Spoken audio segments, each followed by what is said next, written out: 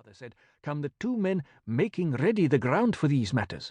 That is how my father said they always did, and it is always so when men work magic.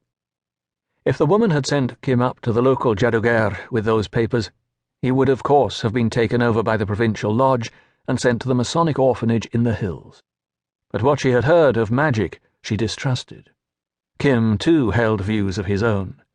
As he reached the years of indiscretion, he learned to avoid missionaries and white men of serious aspect who asked who he was and what he did. For Kim did nothing with an immense success.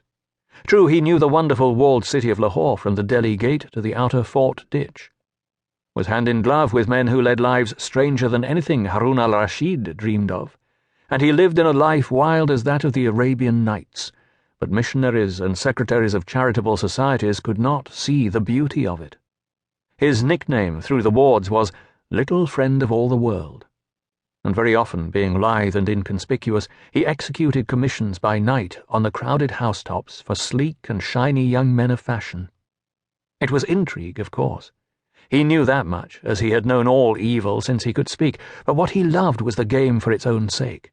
The stealthy prowl through the dark gullies and lanes, the crawl up a water-pipe, the sights and sounds of the women's world on the flat roofs, and the headlong flight from housetop to housetop under cover of the hot dark.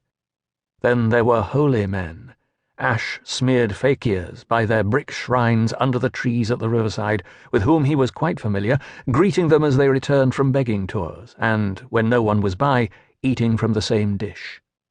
The woman who looked after him insisted with tears that he should wear European clothes, trousers, a shirt, and a battered hat. Kim found it easier to slip into Hindu or Mohammedan garb when engaged on certain businesses.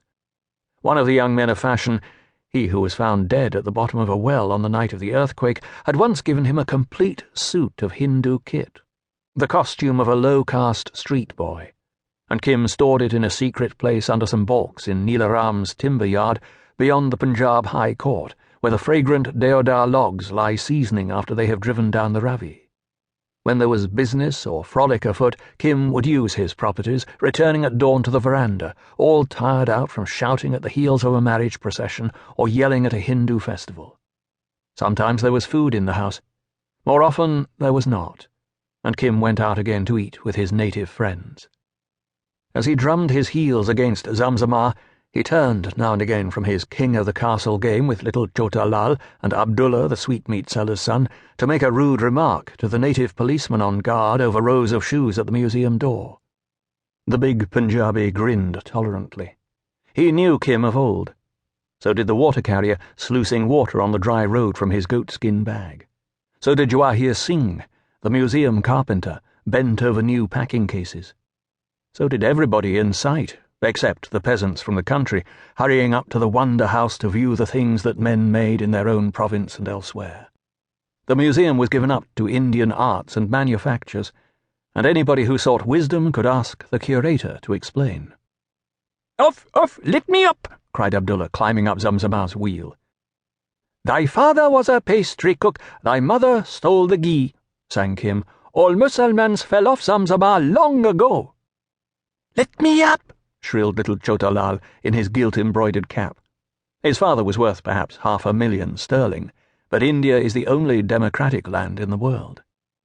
"The Hindus fell off Zamzamah too. The Mussalmans pushed them off. Thy father was a pastry cook."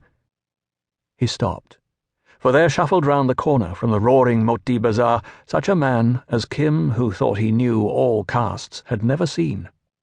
He was nearly 6 feet high, dressed in fold upon fold of dingy stuff like horse blanketing, and not one fold of it could Kim refer to any known trade or profession.